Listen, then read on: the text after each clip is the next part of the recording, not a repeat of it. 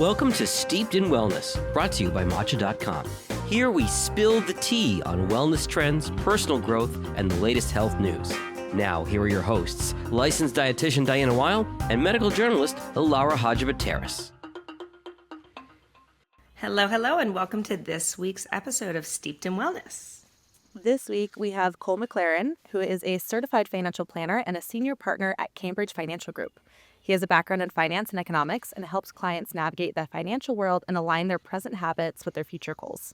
When he's not helping people optimize their money, Cole enjoys spending time with his wife and son, reading and listening to podcasts. Welcome, Cole.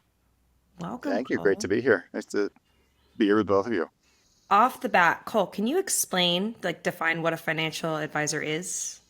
That's a surprisingly complicated one because our profession is rooted in a lot of different methodologies, and people that are not actually financial advisors in the true sense of the term call themselves financial advisors. So to me, a financial advisor is someone that is aware of all financial aspects of a client's life and is able to integrate them into one plan. Whereas insurance salesmen will often call themselves financial advisors, but they're not, they're salesmen. So are they trying to sell one specific insurance and they're just calling themselves like a financial advisor? Historically, that's been a big thing in the industry where a lot of people have negative connotations with a financial advisor because they're thinking of the insurance salesman that sold them a whole life policy when they were 22.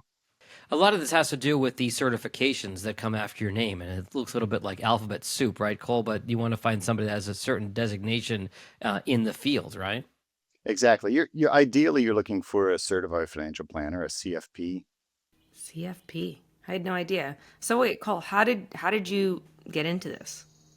My dad's actually a financial planner, but I didn't really know what he did, even though I interned with him a couple of times during college. I was just doing what I was told to do and not really seeing the broader picture. And then when I was a junior, I got an internship with Bert Whitehead, who's kind of a pioneer in the industry.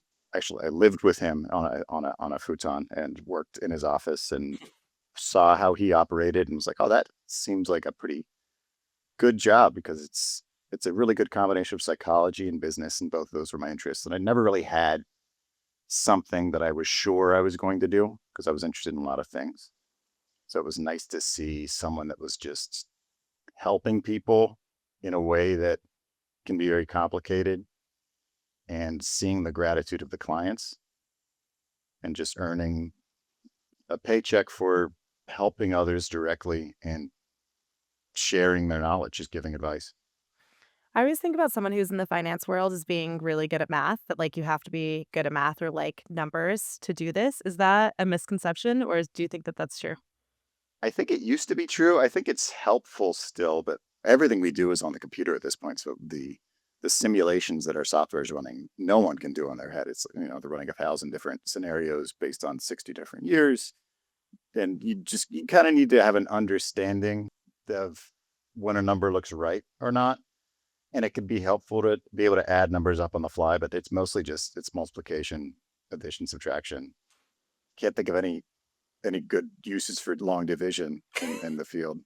But I mean, 20 years ago, they were doing tax returns by hand, and then you needed a calculator. So even then you were still relying on a calculator. But now you just put the numbers in and the software spits it out. So today it's a lot more about relating to people and being able to understand where they're coming from and put everything that they give you into an integrated plan that works for their lifestyle. So is an accountant the same thing as a financial planner? No. A lot of my friends think that I'm an accountant, but an accountant is, I think, reactive, where they're taking the information and they're putting it into an easily digestible format just to kind of post-date it. Whereas a financial planner is bringing in a lot of different things. They're not keeping track of, most of the time, they're not keeping track of your budget. They're not adding things up for you. If for taxes, send me everything and kind of add it up for me. Don't send me a box of receipts. That if an accountant, you would send a box of receipts.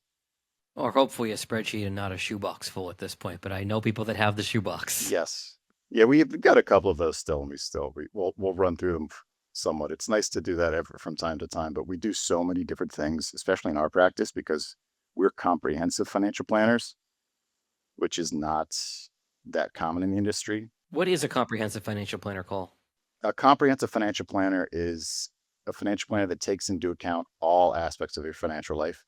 Mostly that involves taxes. That's what sets us apart. I'm a member of the Alliance of Comprehensive Planners, which is actually what Bert Whitehead founded. And that involves doing the investments, doing the retirement planning, looking at insurance, not selling insurance because that's a conflict of interest. And at the end of the year, putting that all in the tax plan. So it's really important to be able to pull from different areas, because if your investment advisor is just doing your investments and not thinking about your taxes, suddenly you've got a really big capital gains hit they didn't understand. So sure, you made 20% on the capital gains, but you're paying tax on the back end. So you're losing some of the value right away because the right hand isn't talking to the left. So you mentioned that conflict of interest a moment ago, Cole. Can you talk about the difference between fee-based versus commission-based and why that's so important? Well, there's a few different. We're fee only. Fee only means that the fee is the fee. It's an annual retainer where you're just paying us for advice. We don't collect any commissions. We don't sell any. We might buy some investments that have commissions, but those are commissions to invest to the companies that sell them, and you can't get them otherwise. We only collect a fee from the client. There's no hidden fees on the back end. So commission based or even fee based, you have a fee that you know you're paying, which most of the time is a percentage, and even then you don't really know for sure what that percentage is, because it's just coming out on your statement. And it's on page 14 of a 30-page statement. So with fee based, then you have the fee plus you might have some commission. Whereas fee only, it's just the fee and there's nothing hidden. I'll never be recommending anything to a client because it's better for me. So when you first start working with a client and kind of setting them up, what are the steps you take before a fee even comes into an account? Or do you make someone pay a fee up front usually? We do a paid first appointment. Okay. It's all kind of in flux right now because we're bringing on new methodology that's actually more life planning focused. But historically, we have a flat fee for the first appointment. That appointment, you send us everything. We'll synthesize it, prepare a financial plan for you, spend 2 to 3 hours on an appointment with you to give you all of our recommendations, tell you what looks good, what we would change, what we would do if you were a client. And from there, you can just walk away with that. Or if you sign on, a portion of that fee can be applied to your new annual fee. Now let's get into when you say share everything. What do you mean by that? What am I sharing? Am I telling you exactly how much I'm spending on, the dog groomer, my streaming accounts, how often I get coffee? Her makeup fridge, or no, sorry, skincare fridge, not makeup Skincare fridge, not makeup. Skincare fridge. Skincare. Most of the time, we're not getting that nitty gritty. Most of the time, people are coming to us for they have their bases are covered. We only get into the categories of spending if there's a spending problem, or if the client feels like something's not aligning with how they want to be spending their money. So then we might look into it oh, you are spending a lot here. Did you know that? But we're more focused on doing the right things and having the right outputs rather than making sure that every day you're sticking to a budget. So I think that this is a really personal topic, and I think something that people have a hard time discussing. What is it like when people come to see you? Are they embarrassed about things? Do they apologize? How do you get people to open up about what you need them to talk about? People come to us pretty open in the first place. It's a little surprising because on the first call, we'll send a survey and they'll give us, okay, what's our salary? What are our savings? What do we spend each month? What's our credit score? And I don't know if it's difficult for them to fill that out because it feels pretty intimate. But I think there's a level of acceptance once they're actually on the phone with us that, okay, we're going to share everything. So it never seems awkward. Whereas if you were talking to your friend about it, your friends probably don't know your salary. Your friends probably don't know your credit score. But for whatever reason, the relationship with a financial planner, because it's steeped in something, because it requires that initial intimacy, the rest of it's pretty easy to tease out. We appreciate using the word steeped. It's part of our show name. Well, this brings me to the question of like, I'm sure that maybe a large majority of your clients are maybe already married and a little bit like in later stages of life. Do you have any advice in terms of when people should start talking about money or having conversations about money with their partners in relationships? We do mostly have older clients, but we do have some younger clients that have we've start off single, then they bring in a partner. The first financial conversation can happen on the first date. I don't know that you need to turn it into a conversation, but there is a decision normally at the end of the first date, who's paying for this. And that can reveal a lot about your belief systems around money. And especially the first date, it's awkward.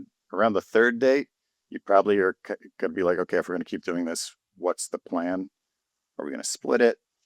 And from then, probably the next milestone would be a trip together. Like, who's paying for what? Are we going to cut it down the middle? And from then, moving in might be the next step. And then you're talking a little bit about more commingling, because you don't want to be Venmoing your significant other that you've been dating for 2 years for every little thing. That can get very transactional. So it's good to start to have some joint accounts at that point. Are we going there? Diana, drop it. Yeah. So what do you think about joint versus separate bank accounts? And I'm going to be really transparent here. Harley and I have separate and a joint. So all of our like house stuff, everything comes out of our joint, but then we do have separate accounts just for like things that we want to buy. Like it's not even, I don't know, it just feels good to have our own money but then most of the stuff comes out of our joint. I think this is a new thing with our generation, because both partners are coming in with separate financial lives, and they've probably been on their own for a while. So they have completely different systems. Historically, it's joint all the way. Although now you're merging two different financial entities. You definitely start off separate. I do recommend, if you're living together, to have a joint, and to have you can have a portion of your income going directly into that.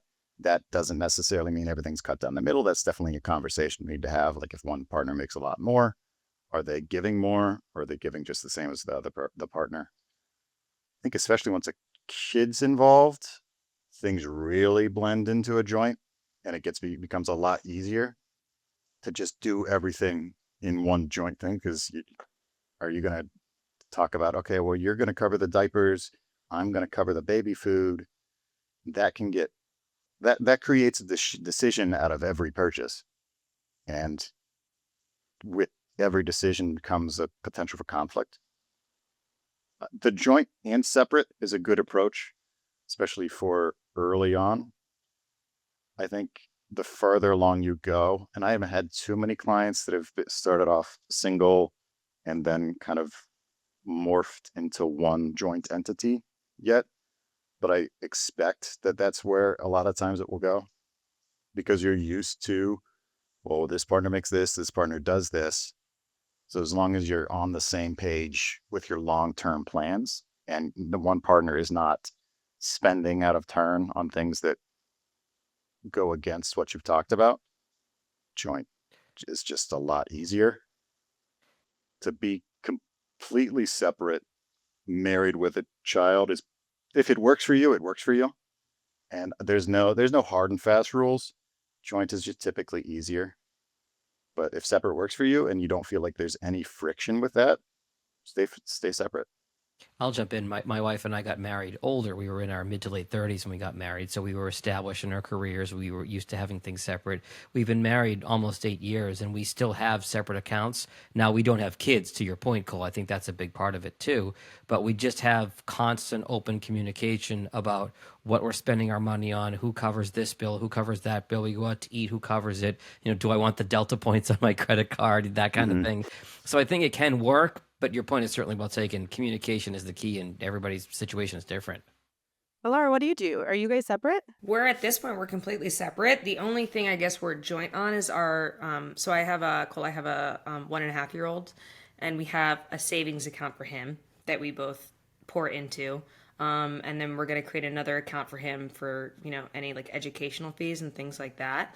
But I do think we're leaning towards potentially creating like a house account, I guess, because I mean, John, it's great that you and your wife like love having the conversations about everything, and I think my husband would like that too. But just We're the exception, I know. yeah, no, it's great, and it's just kind of like right now, for example, like the thing that we were discussing is like sandbox for my son, and it was like I sent him a link. I'm like, look, we can just order this thing on Amazon. He's like, well, I want to pick it out, and like, blah blah blah blah blah, and it's like I don't need to have 5 conversations about a sandbox. Like just pick out whatever sandbox works, like I give a thumbs up. I don't even like feel the need to give the thumbs up. It's like just pick it out. Like I trust your judgment to an extent. So there's only so much time in a day. So I understand like not wanting to get into the nitty-gritty of everything.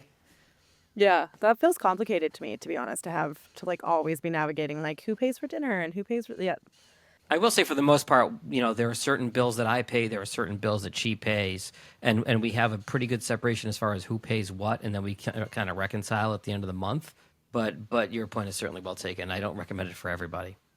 If the lines of communication are open and there's no resentment building, None that I know of. yeah, exactly. And one of you likes keeping track of it. Like I did have a client that they were together, then they were engaged and they got married, and they had a Google Doc that was just, they called it the corporate account, and they would keep track Wow. of everything.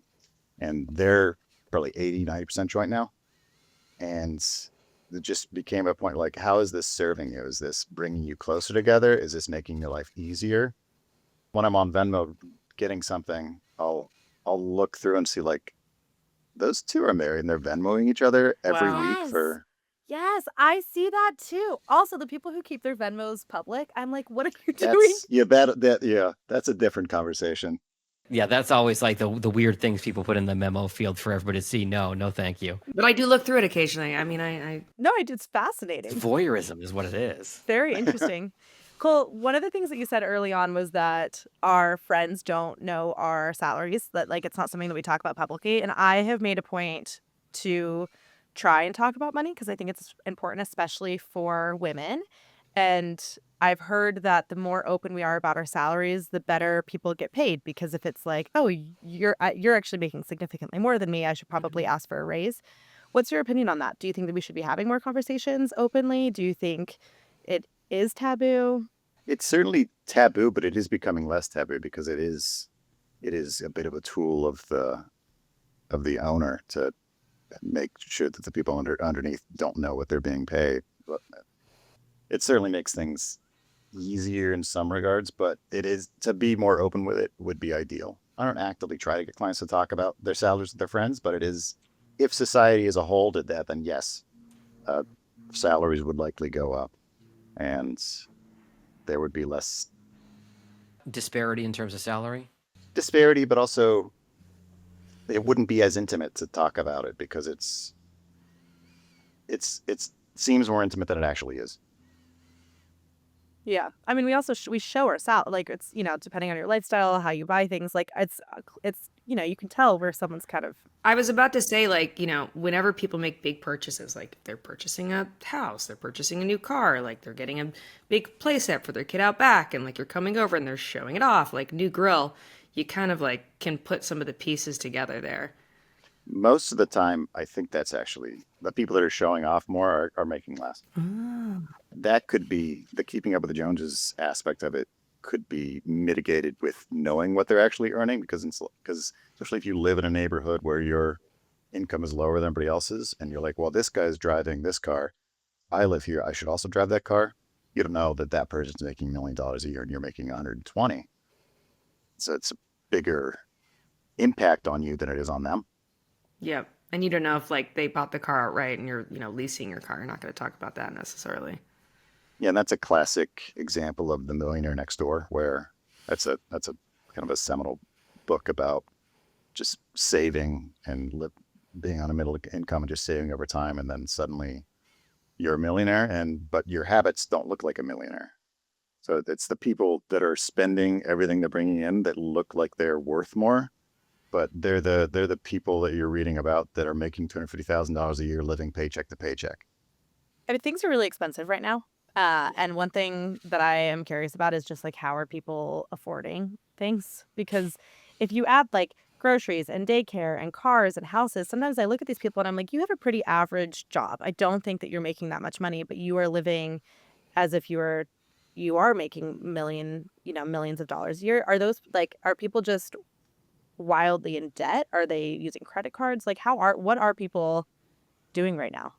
My clients have a bit of a selection bias because if they're seeking out a financial planner, they're probably already pretty responsible. I don't have too many people that have a spending problem.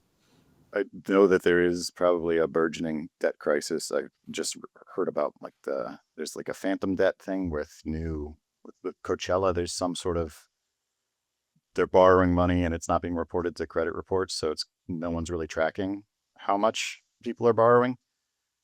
There's always people spending more than they make, and more so now than in the past, probably. But every purchase is a sacrifice, or is supposed to be a sacrifice, because you have limited resources. So if you're doing one thing, you can't do something else. So they might just be, instead of buying a new car every 5 years, they're buying a new car every 8 years, and that can have a big impact on your spending. Well, one thing I've noticed that pops up on like all the websites these days is one of the things that comes to mind is like, I think it's called Klarna. Is that the term where it's just, it gives you the ability to you can either pay everything up now, like up front, or pay it over the course of, 4 to 6 months. They're not the ones that are letting you split up your DoorDash payments, are Yeah. they? Yes. Yeah, So it's like now you can Yeah. even split up things like DoorDash payments, getting something that's like $30 on Amazon. I mean, it's like no amount is too small these days, it seems like, to just kind of like put it on layaway, just like, kind of push it down the line a little bit. There's always a new way to get in debt, I think. And those things and credit cards they're good tools if you're responsible and you understand that, like, okay, I'm going to make these payments on time. And if you're doing a couple things on the Klarna where you're paying over time, that's fine. I bought a mattress that I'm paying over like 4 years for just because it was 0% interest rate. And I'm like, well, that I can get 4.2 at my bank. So I might as well make that extra $40 a year, basically. And it helps my budgeting to be able to do that. Follow up to the question Diane asked a minute ago. We're recording this, full disclosure, April 22nd of 2025, and the markets have been, to put it mildly, wacky in the last weeks and months. What do you tell your clients, Cole, who are either panicking or concerned, or they see the volatility in the market? How much is having that major plan and sticking to it essential to the whole process? It's extremely important. Our clients are pretty well trained at this point to know that we're not going to react to any short-term market fluctuations. Our investment philosophy is based upon 10, 15-year time horizons. So whatever happens in a week I don't really bat an eye at it. It happens all the time, especially having gone through COVID, where the market crashed so suddenly and then by the end of the year was roaring back. It was a really good case study of don't sell on the bottom, just hold on and just ride it out. I think a financial advisor can earn years of their fees if a client emails them asking, should I sell? And responding, not right now. And the answer might be, in some cases, it might be to sell right now if they need the money for something. But if they're selling out of fear, that's really, historically, that has never worked out. And I do need to say that this is not financial advice. This is just all based on the past, and past performance is no guarantee of future results. Got the disclaimer in, yeah. Yes, it really helps. Yeah, it helps to have a plan so that you understand that, like, especially with our investment philosophy, it's based upon what went all the way back to 1927. So it's been through the Great Depression. Yeah. And our portfolios are built to withstand something like that. I did read that the 10 of the best days in the market in the last 100 years were around 10 of the worst days, so that if you panicked when things bottomed out and sold, you lost all that potential rebound when things came back. And we had a really good example of that just a couple of weeks ago with, the market was down 20%, and then midday it's up 11% because the tariff pause. You really can't predict, especially now, what's going to happen from one day to the next, let alone 1 year to the next. There's no evidence that really anyone can predict the market. 25% of active managers are able to do it in a single year. But once you expand that out to 2 years, 5 years, 10 years, no one's doing it because they can't predict the market, but plus they're also spending a lot of money trying to predict the market. So even if they beat the market by a little bit, you lose it in fees. Cole, what are your feelings about investing in cryptocurrency? Uh, I mean, the cryptocurrency as a whole, I mean, 99% of it is probably bunk. It's just, it's a new craze. It's the new form of gambling, basically, because that market's always open and it's always going up and down. And people think they can predict it based on charting, but I think that's kind of reading tea leaves I think I call stock picking and especially crypto, like it's astrology for men, where they just think that they know where it's going, but there's no one chart doesn't mean something. So, do you recommend for your clients to just pull out like of cryptocurrency when they start working with you? I haven't really had too many come in with much cryptocurrency. As long as they only have an amount invested into that they're okay losing entirely, Yep. that's fine. As long as it's not impinging on their plans that we make and their long-term plans, I don't care if people are gambling. So just use it for some funny money. If you're really interested in it and you really understand what it's doing, which I don't think most people do, certainly most people that are just like trading on Coinbase, these new meme coins, they don't understand the purpose of it. And I mean, the meme coins have no purpose. The meme coins have the purpose of just entertainment and gambling. So let's talk about some good financial habits rather than the bad ones. What are some key pieces of advice you would give to someone who is looking for financial freedom? And I also think maybe important to define what financial freedom is. Historically, financial freedom has been you have enough money that you don't need to work. But I think that really puts the focus on your life 10, 20 years in the future. And then you feel like you're giving up living right now. But I think true financial freedom is being able to live your life with integrity without doing things because of the money. And that's kind of been born from watching Anora and then The Death of a Unicorn back to back in certain different weeks. And they're an interesting, Death of a Unicorn is an interesting spiritual sequel to Anora, where it's really seeing these characters acting out of their own interest because of money, because of the money that power has over them. So if you're able to have a career where you're giving value to others in a way that gives value to yourself, then you may already have financial freedom because you're doing what you'd want to be doing anyway. So if you're just working a job for the paycheck so that in 20 years you don't have to work anymore, that's almost 20 lost years. And people that are in the FIRE movement have a really hard time going from living on $20,000 a year and retiring to spending the money they've been saving for so long. What is the FIRE movement, Cole? So the FIRE movement started probably 15 years ago. I don't know exactly when. Financial independence, retire early, I believe. It's basically being extremely frugal now so that you can live off your investments later. But that doesn't really account for, you can live on $25,000 as a 22-year-old. But when you've got a family, especially as you're aging and you have health concerns, that's really tricky. And in terms of actual advice for people that are looking for financial independence, the main one is do a job that you enjoy doing, that you can see the value that you're adding to people and that you're getting some sort of gratitude for. And then you can work as long as you want to. And it's less about adding numbers up. We have 5 fundamentals for all clients. That's kind of the 5th one, which is invest in yourself, which is just human capital. So improving yourself is a way to add more value to people, which is a way to earn more money. And in most cases, the more value you add, the more you're getting paid for. And that's the one that is the most in your control. The other ones are save. So pay yourself first, save 10% of your income. If you can do that starting off with your first job, then you never miss that 10%. And if you can save 10%, historically, you can retire in 25, 30 years. As long as your spending doesn't keep ballooning. If you're not saving 10%, then you're just living on everything. Then whenever you get a raise, you're probably living on all that too. So not only are you saving less, but you're spending more. So it's becoming a lot more difficult to retire because your portfolio needs to be a lot larger to sustain more withdrawals.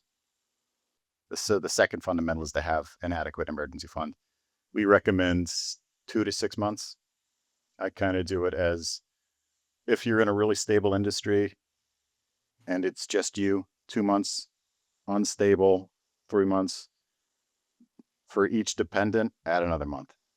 How realistic is that? How many people actually have that?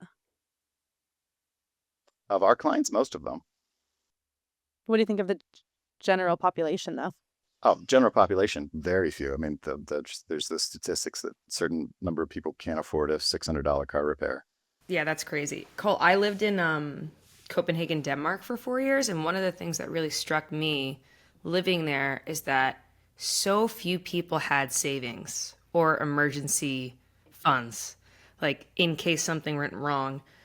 A lot of it being because, it's a little bit more of a socialist community lifestyle where they have this like giant safety net that they don't have to pay for as many things out of pocket.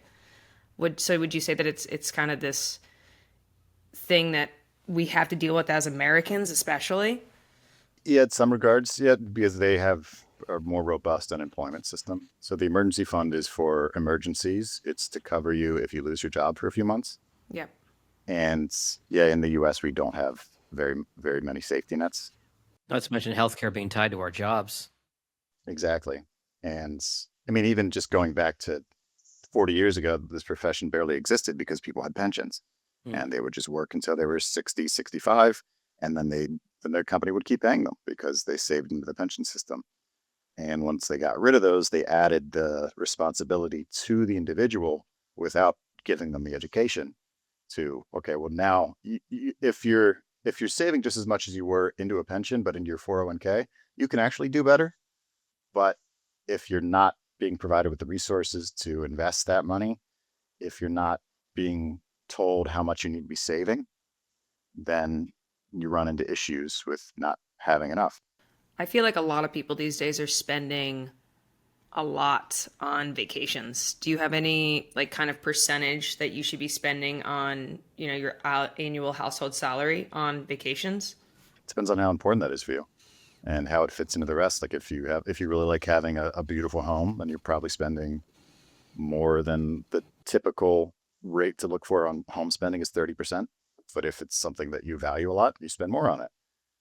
And not everybody values vacations equally. So it's about what you can afford to spend without going into debt. And if that means skipping a year of vacation, so if you're going on a $5,000 vacation every year, putting it on debt, and then spending the next year paying it off, and then going again, if you just skip 1 year of vacations, then you can pay for that vacation in cash, save up for the next one, pay for that one vacation in cash. As long as you're hitting your fundamentals where you're saving, you have an emergency fund, I don't really think it matters what categories you're spending what percent on. Have you guys seen those de-influencing videos where people will say, like it's actually not normal to go on multiple really expensive vacations a year, or it is very normal to live in a house that's not updated, or it's normal to drive a car that isn't brand new? Have you seen those videos? They're like the de-influencing videos. Anyways, I just was thinking about, do you think that this culture of Instagram has affected the way that we spend money? Because we look at these people and we think that like going on these really nice vacations and living in these beautiful, huge houses and having all these designer bags, do you think that has played a role in at least like our generation and how we spend money? Oh, totally. That just goes into we're more aware of more people than any generation ever. In the 50s, Keeping Up with the Joneses is like you just saw what your neighbors were doing. And then that show in like the 90s, Lifestyles of Rich and Famous, people were shocked at what was going on. And now you just have that on Instagram constantly. And a lot of it's fake, where it's like you can rent the time in that photo jet where you're not actually flying in a jet, but you're just paying for 2 hours to take pictures in a jet. So you're not only keeping up with the Joneses, you're keeping up with like a completely fabricated lifestyle. That's so interesting. I haven't seen those. I haven't seen Oh yeah, and it's like people rent out like a house for an hour or two and they take photos in it, lifestyle photos, like they pretend like it's their kitchen they're cooking in or their bathtub that they're taking this like luxurious bubble bath in, and it's Meanwhile, they're, sharing an apartment with 3 other roommates, We had an older woman client recently decided to buy a G-Wagon, and she didn't know like the cultural connotations with it, but she just likes the cars and she can afford it. And when she was trying to go test drive, the hoops that she had to jump through because of the people that just test drive them to take pictures were insane. And it's like Huh. this woman is clearly not an influencer, but because of so many people just taking them for a test drive with no intention of buying them or no ability to buy them, they've added a lot of red tape to the process. That's my rich lady car. Yeah. Good to know. Good to know. It's like a giant tin can. Cole, do you have any advice for, young parents in terms of how we can instill, I don't know, financial responsibility in our kids? Should we be giving them an allowance? Should they be doing chores at home? Is it things like that? Is it a bit more advanced? I think the first step, and this is really the first step with all financial, like long-term financial planning, is to understand where you came from and to understand what that means for how you think. That way you're not passing on any bad examples that you didn't know you had. So talking to your spouse about it, there's online questionnaires about like money memories, and just talking about that and be like, oh, it's going through a tool like that. You're like, oh, that's why I do this. And you learn a lot about yourself. And I think that's the step one with before you teach your kids anything, you need to understand your own biases.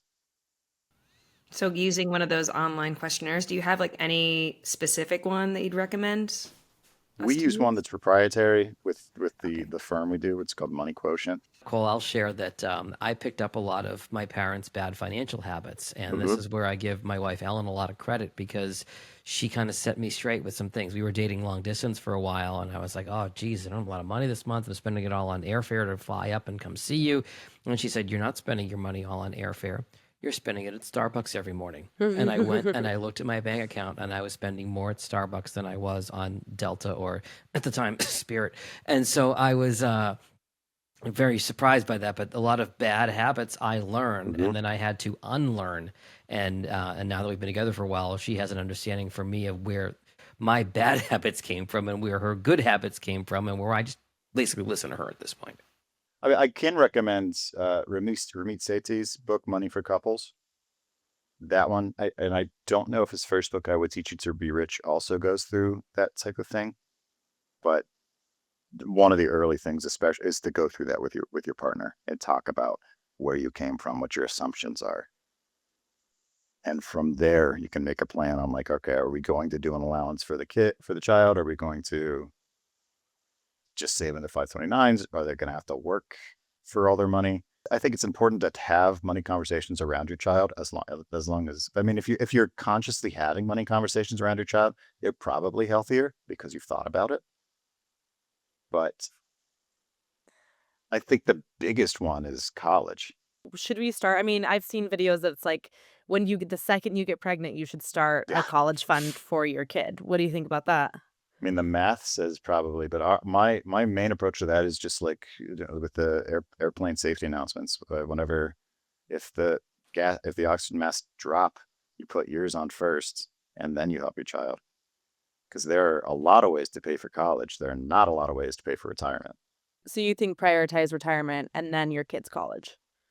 Yeah, college is an extra. Especially, we do not know what college is going to look like in 10 years. But with AI, there's a lot of disruption likely to happen because we can't keep growing. Colleges can't keep growing at this rate where they're becoming 10% more expensive every year. Because I think we're kind of at an impasse right now where the value of the college education is not really surpassing the cost. Unless you're going into a specific field. Yes, yeah, you need to, and that I think that's a really important conversation to have with your teenagers. Like, do you have an idea what you want to do? Because if they know they want to be a teacher, don't spend $80,000 a year on tuition. That Yeah. does not make any sense financially. And probably don't spend $80,000 a year on tuition if they're not sure what they want to do. I'm seeing a lot more gap years for people between high school and college, where they're kind of living in the world and seeing what life actually looks like. There's a lot of new gap year programs that are also expensive, but where they try out a lot of different things. Because if you can go in, if you know the school you're going to is good in the field you want to go to, if it has good connections in the field you want to go into, then it's worth it. Yep. But if you're going for the lifestyle and to figure out who you are, there are cheaper ways to do that. Yep. The well-rounded liberal arts education is dying. Oh, I was gonna be like, that's That's what we did. Well, you can still. I mean, there are liberal arts colleges exist for cheaper, and there's so many different fellowships and endowments. There's software now to search for those, and the liberal arts thing. I think that's also kind of that's an opportunity for the parents to teach them to be well-rounded, rather than to rely on the colleges to do that. I think there's also been an uptick in more people going to trade school, right? We need those folks now. I'm like trying to make appointments with electricians and stuff, and it's like 2 months, you know?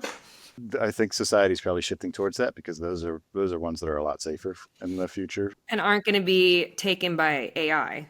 Exactly. And they pay really well. And they have apprenticeship programs that are just as long as college, if not longer, where we're not going to be making as much. But there's a huge cultural shift right now where we're re-examining college and whether or not it's necessary. I mean, even just the federal level, last year they were getting rid of degree requirements to hold specific jobs. And that's happening across the board. I want to come back to the allowance question because I'm now really thinking about it. I know that you're a dad. Yeah. Are you going to do an allowance? Like, is it a good way to teach your kid a budget or is it spoiling them?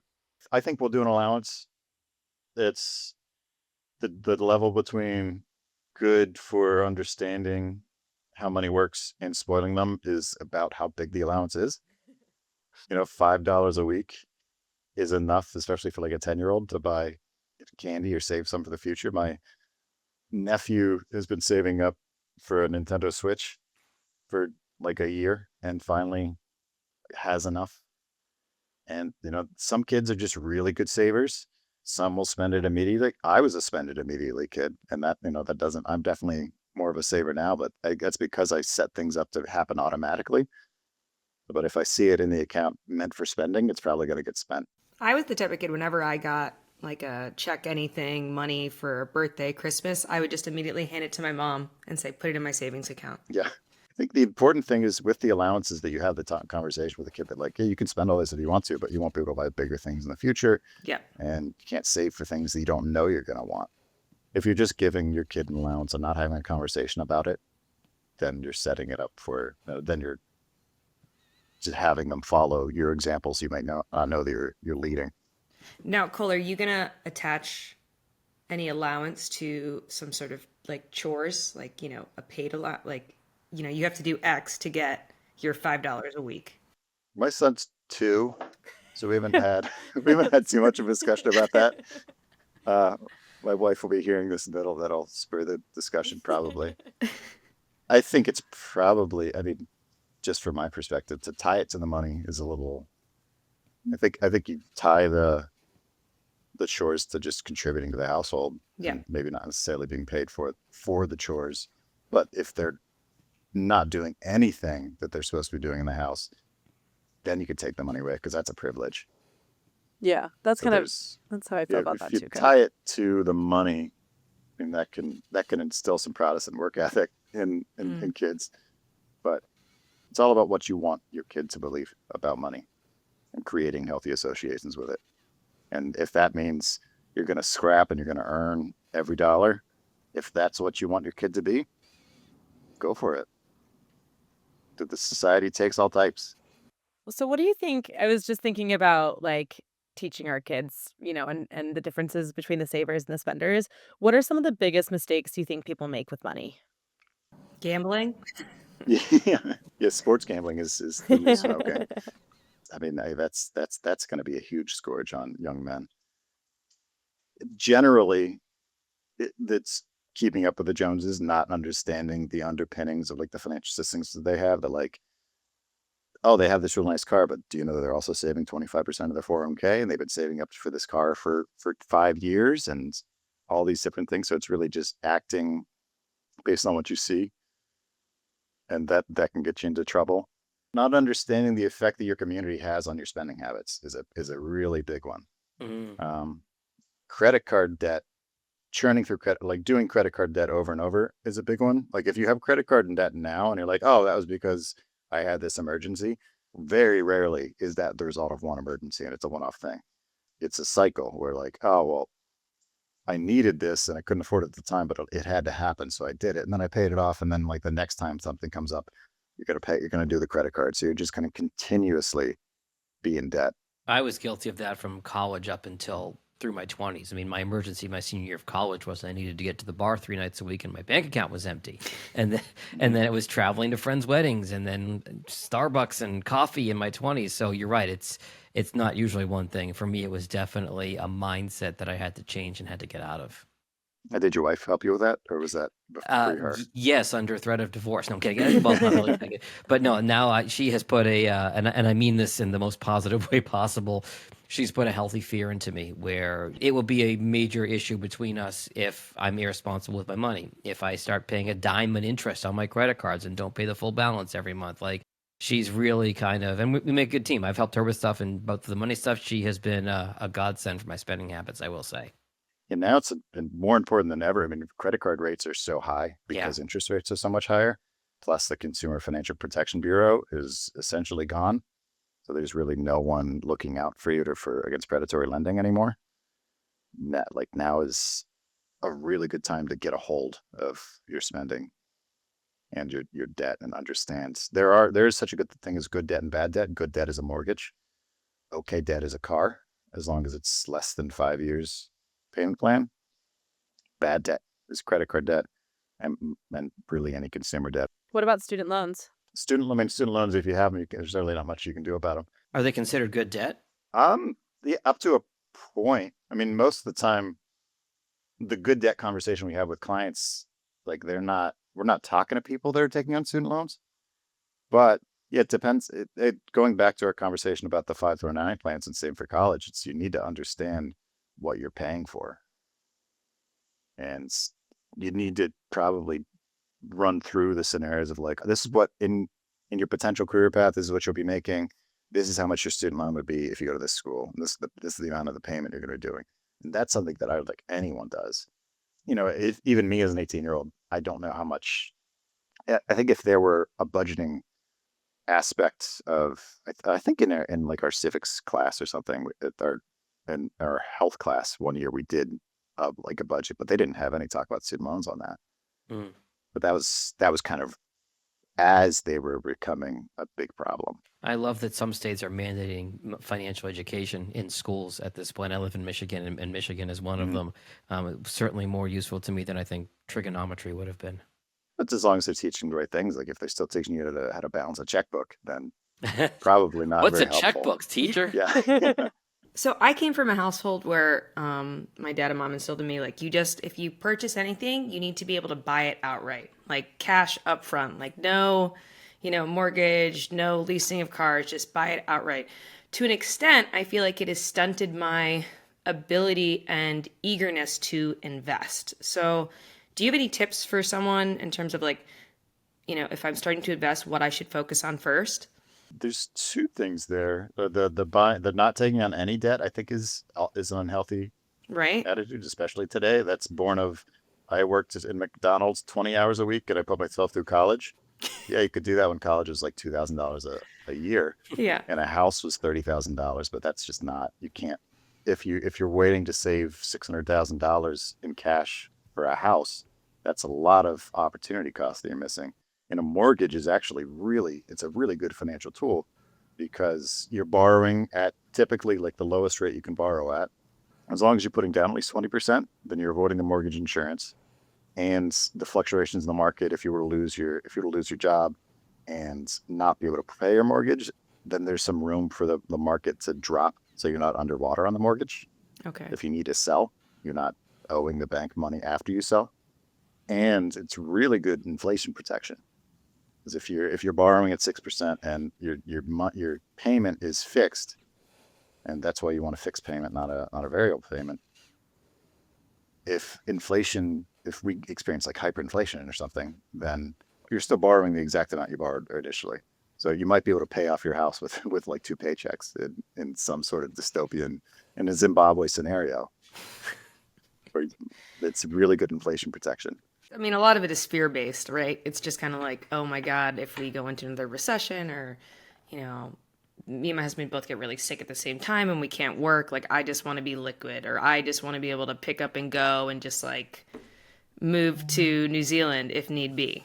Yeah, and it's based on how mortgages used to work, where the bank literally owned your home until Yeah. you paid off the mortgage, and then people would have mortgage burning parties. But Oh. now you own your home. The bank has a loan against it Yep. and your home is securing the loan, but you own the house. And that's a really big difference. And some people and leverage is an important thing, to be able to put down 20% on a house and pay the rest off over time. Like if your mortgage now it's not as cut and dry. Whenever mortgages were 2.9%, it was like, get a mortgage, because now money markets are paying more than that. So then don't pay down that mortgage faster, because if you're paying down a mortgage faster and it's at 3%, you're losing 3%. It's the same as there's arbitrage, where if you have money in a bank account earning 4% and your mortgage is 3%, put everything extra in the bank account. Yeah, that's us. We jumped in there at that really low mortgage rate, which I feel lucky for. Yeah, we got it at 2. But yeah, you're right. It's Yeah. that basic math of what's more, what you're paying in the mortgage or what you're earning in savings or a money market. And that's the easiest math of all to do. You don't need a calculator for that. Mhm. Yeah. Well, Cole, I think having conversations around money is so important, and I'm so grateful for all of your knowledge that you've shared here. We like to close out our podcast with 2 questions. So the first question is, what is a life lesson that you have had to learn the hard way? It's hard for me because I've always been I've always sought out the best way to do things. And especially in my work, I see, I have 100 different relationships with couples and people where I see their lives. So I'm seeing a lot of examples of what to do, what not to do. So I don't know. Honestly, one lesson that I had to learn, I haven't really learned the hard way so much, is that I could have taken more risks, Mm. and that it's okay to fail growing up and not just do what you're going to succeed at. And that's not really like a hard lesson. That's probably going to be a hard lesson in 10, 20 years, but it's starting to hit now. I feel like I can resonate with that one a little bit, because it's, that fear of failure and wanting to be good at things is, I think I think it's a really good one, actually. You're just understanding that you can get better at things. And I grew up and I was very good at a lot of things naturally. So it was like, oh, I'm just good at stuff. I don't need to, if I'm not good at it, then I'm not meant to do it. So I didn't really learn the importance and the grit of sticking to something Yeah. that I wasn't naturally good at.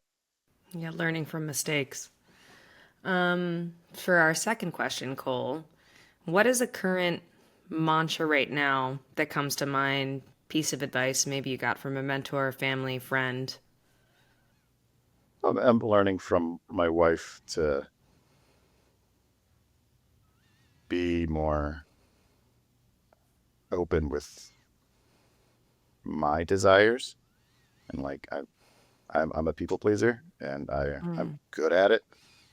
So I'm good. I've always, growing up, I was always like, I want to fit in with everybody, and I could do it. And then that didn't really help me figure out exactly who I am and what I need. And that makes it harder for me to understand that other people need to be affirmed, because I don't need to be affirmed at all. I'm very self-affirmed. So understanding that people need things that you don't need, especially emotionally, is one of the biggest things I'm working on right now. Yeah, it's an important one. So, Cole, if someone wanted to work with you as a financial advisor, how could they find you? How would they work with you? We're not currently taking on new clients, Dang it. but we will probably in a year. I'm at Cambridge Financial Group. You can go to cambridgefinancialgroup.com. And even if you just want to send me an email asking I can refer you to someone else, especially knowing a little bit about you. I know a lot of advisors that I trust, especially in the ACP network. So you can actually go to acplanners.org, and that's where you'll find the comprehensive fee-only fiduciary financial planners and fiduciaries are people that have to act in your best interest. If your advisor is not a fiduciary, they are likely not an advisor. Okay. And good to maybe know. selling you insurance. Yes. or back-end mutual fund. Yeah. The industry is catching up to what ACP has been doing for a long time. Amazing, Cole. Well, thank you so much for your time, for all of your information, and hopefully we'll talk to you again. Great. It was great being here. Thank you for having me. Sip, savor, and live well with new episodes of Steeped in Wellness every Wednesday. Follow our show for free on Apple, Spotify, YouTube, or wherever you're listening right now. Leave your questions and comments below. Find us on Instagram at Steeped in Wellness Podcast, or for more, click on matcha.com.